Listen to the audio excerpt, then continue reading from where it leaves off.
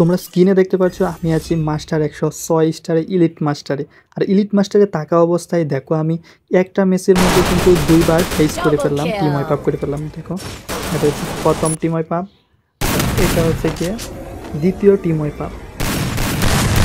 ভাই চিন্তা করছো একটা ম্যাচের মধ্যে 106 স্টারে থাকা অবস্থায়, ইলিট মাস্টারে থাকা অবস্থায় একটা ম্যাচের দুইবার হেজ করে কিন্তু সাধারণ কোনো বিষয় নয়। কারণ আপনি চাইলে কিন্তু একটা ম্যাচের মধ্যে কিন্তু টিম ওয়াইপ আপ করা যায় না একা। দেখো ম্যাচটা ভাই দেখলেই মজা হয়ে যায়। এনিমিটা কিন্তু আমাকে ভালো একটা ড্যামেজ দিয়ে দিচ্ছে, দেখতে পারছো সব এনিমিটা কিন্তু ভালো একটা ড্যামেজ দিয়ে দিছে। তারপর আমি এনিমিটা একটা ভালো একটা হেডশট মারলাম সাদর তোলে। আমি কিন্তু একটু হোল্ড করে খেলতেছি কারণ আমাকে বলা হয়েছে একটু ব্যাক আপ দেওয়ার জন্য পিছন থেকে। তারপর দেখো আমি কিন্তু একটা এনিমিকে সোনিয়া বানিয়ে দিচ্ছে এবং সেটা কিন্তু ডাউন হয়ে গেছে। আর ওরা কিন্তু একটা মাকড়সা মারা দিচ্ছে আর একটা আমার প্লেয়ারের শরীরে বাজে গেছে। আর এখানে কিন্তু আমার একটু নেট কানেকশন সমস্যা হয়, তারপরেও কিন্তু নেট আসার পর কিন্তু হেডশট মারা একটা এনিমিকে ডাউন করে দিই। তারপরে এখানে দেখো একবারে একটা মাঝখানে পড়ে গেছি। তারপর আরেকটা ভাই ওরিয়ন থাকলে ভাই সাইডটা পাঁচটা এনিমির পিছনে থাকলেও কিন্তু কোনো সমস্যা নেই। তারপর থেকে এই এনিমিটাও কিন্তু ঝাঁথা দিয়ে একবারে ডাউন করে দিছি। এটা হচ্ছে লাস্ট এনিমি, আর এটাকে মারলে কিন্তু আমার হেজটা কিন্তু হয়ে যাবে। ভাই দেখো এই এনিমিটা কিন্তু অনেক খতরনাক ছিল। তারপর কিন্তু এটাকে হেডশট মেরে দিই, আর হেডশট মেরাতে কিন্তু আমার প্রথম রাউন্ডে কিন্তু আমার হেজ হয়ে যায়, সাইডটা কি হয়ে যায়। আর এটা হচ্ছে দ্বিতীয় রাউন্ড, সেখানে আমি শর্ট গান নিই। আর এখানে দেখো আমার প্রথমে আমার একটা প্লেয়ারকে জিপ লাইনের মধ্যে কিন্তু ডাউন করে দিয়েছি। তাই আমাকে বলা হয়েছে এখানে দাঁড়ায় একটু ব্যাকআপ দিতে, আর ওকে ওরা রিভাইভ দিতেছে। তা আমি ওইখানে একটু দাঁড়াইলাম কারণ সামনে যদি যাই শর্ট গান নিয়ে তাও কিন্তু মাইর খাবো। তা আমি এখানে একটু দাঁড়াইছি হোল্ড করে। এমনিতেই দেখি এই দিক দিয়ে একটা এনিমি সুন্দরভাবে সুরসুরে আইতেছে, ভাবলাম এমনিতেই ভাই এমনভাবে মারছে বুঝতেই পারে নাই যে এই নামে আসছিলাম। ভাই আমার গলায় একটু সমস্যা, এই কারণে কথাগুলো আমি একটু ঝাপসা। তারপরে দেখো এখানে আরেকটা এনিমি আসছে, ওইটারও কিন্তু ফুল ড্যামেজ দিয়েছে, আর একটু ড্যামেজ দিয়ে দেওয়া আমার টিমমেটে কিল কিন্তু এখান থেকে শুরু করে নিছি।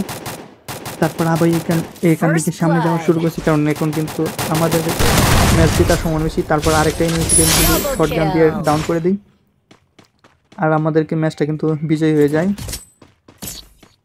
2 রাউন্ড শেষ হয়ে গেছে। 3 রাউন্ডের এটা হচ্ছে 3 নাম্বার রাউন্ড। 3 নাম্বার রাউন্ডে কিন্তু আমাকে বলা হয় ডান পাশ দিয়ে একটু ব্রেকআপ দেওয়ার জন্য।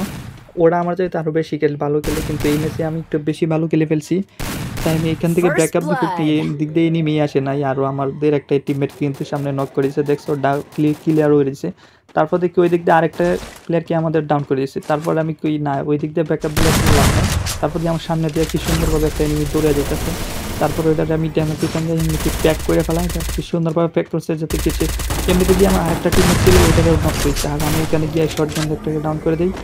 আরেকটা এনিমি আমার সামনে তোলাফালা করে যাচ্ছে, আর এইটারও কিন্তু একটা শট মেরে কিন্তু ডাউন করে দিই। তারপর আরেকটা এনিমি চলে আসছে, আবার আমাকে মার্কেট চলে আসতে হয়েছে, ওটা হচ্ছে ম্যাক্স 7। আর ওই এম চলে গেছে অন্যদিকে, আরেকটা শট লাগছে কিন্তু ওই এনিমিটাও কিন্তু সোনিয়া হয়ে যায় আর ডাউন হয়ে যায়। আর এই দিক দিয়ে দৌড়ে যাইতে যাইতে ভাই একটা টিমমেটকে ওরা রিভাইভ দিয়ে দেয়। ভাই রিভাইভ দিলে কী ভাই, আমার কাছে আছে শর্ট গান, আর আমি এখানে বুদ্ধি কাটা এখানে কারোই, কারণ ওই দিক দিয়ে কিন্তু যাইতে পারবো না, আসলে এই দিক দিয়ে আসতে হবে। আর আমার কাছে আছে ওরিয়ন আর শর্ট গান। ওই দিক দিয়ে সামনে একটা আসতে কিন্তু শর্ট গান দিয়ে ডাউন করে দিই, আর ওই প্লেয়ারটা আবার আসতে একটা শর্ট দিতে কিন্তু আমি ওরিয়ন হয়ে যাই। তারপর আবার 2 সাইড দিয়ে কিন্তু ওকে ডাউন করে আবার 2 নাম্বার হেস হয়ে যায়। ভাই দেখতে পারছো 2 কিন্তু 2বার হেড হয়ে গেছে।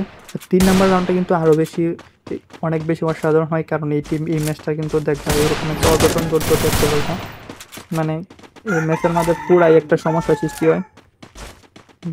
আমরা কিন্তু সাইডের জন্যই একদিক দিয়ে যাওয়া শুরু করেছিলাম, কারণ এখন লাস্ট রাউন্ড যেভাবে জিততে হইব, এই জন্য আমরা কিন্তু একটু সুন্দরভাবে খেলার চেষ্টা করতেছি যাতে এনিমিগুলো আসলে তারপর রাশ করবো। কারণ সামনে দিয়ে রাশ করতে গেলে এইখানে ট্রেনের উপর দিয়ে কিন্তু মাইরা থাকে, এই কারণে আমাকে বলা হয়েছে এইখানে দাঁড়াইতাম। তা আমি এইখানে দাঁড়াইছি, মানে এখানে বৈশা ওদেরকে ব্যাকআপ এমনিতে ট্রেন আর একটা শর্ট চান্সে শর্ট দিতে এই এনিমিটা কিন্তু ওই দিক দিয়ে চলে যায়। আমি উঠতে উঠতে দিই সামনে বসে রয়েছি, কিন্তু আমি যে উঠতে যাই কিন্তু শর্ট মেরে দেয়। তাই কিন্তু এইখানে বসে রয়েছে, আমার আরেকটা টিমমেট আসার আগ পর্যন্ত আমাকে এইখানে ব্যাকআপ দিতে হইব। এমনিতে আমার একটা টিমমেট চলে আসে, কিন্তু যেই না আমি ওকে রাশ করতে যাবো ওই দিক দিয়ে দেখো পিছন দিয়ে দেখো আরেকটা টিমমেট কিন্তু আমার প্লেয়ারটা কিন্তু ডাউন করে দিচ্ছে। আর আমি কিন্তু লাভ মাইরে এই ওরিয়ান ওরে কিন্তু ডাউন করে দিই, কিন্তু আরেকটা টিমমেট কিন্তু এখানে চলে আসে। ভাই আরে এখানে শর্ট মিস হওয়ার কারণে কিন্তু আমি কিন্তু সেখানে কিন্তু ওর আরেকটা টিমমেট এসে আমার আরেকটা প্লেয়ারকে ডাউন করে দেয়। আর এখনও কিন্তু রাজেন ভাই থাকলে কিন্তু ম্যাচটা বইয়ে আনার সম্ভাবনা আছে। রাজন ভাই দেখছো কিন্তু ভালো কিন্তু একটা খেলা দিছে ইদানিং। ওনার এইচপি কিন্তু একবারে কম হয়ে গেছে, আর কম এইচপি নিয়ে কিন্তু এই যে ওই প্লেয়ারটারও কিন্তু মাইরে দিয়ে যেতে একবার হেডশট মাইরা দেয়, আর ওই এইচপিটা কিন্তু একদম কম।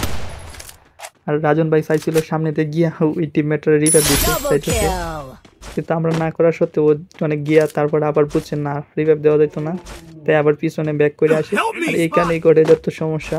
দেখো ভাই ট্রেন, দেখো ভাই ট্রেন এইদিকে আসা শুরু করছে। দেখো ভাই একটু হালকা একটু এইচপি নিয়ে কিন্তু বাঁচা গেছে। এই ট্রেন কিন্তু খুব ঝামেলা সৃষ্টি করে। ওখানে দূরে কিন্তু লাস্ট সোনিয়া হয়ে লাস্টে কিন্তু ওই প্লেয়ারটা কিন্তু মাইরে দেয়, আমরা ম্যাচটা কিন্তু বুঝে আনি। ভাই ম্যাচটা কীরকম লাগছে, আশা করছি ভালো লাগছে। ভালো লাগলে চ্যানেলটা সাবস্ক্রাইব করার অনুরোধ করবেন।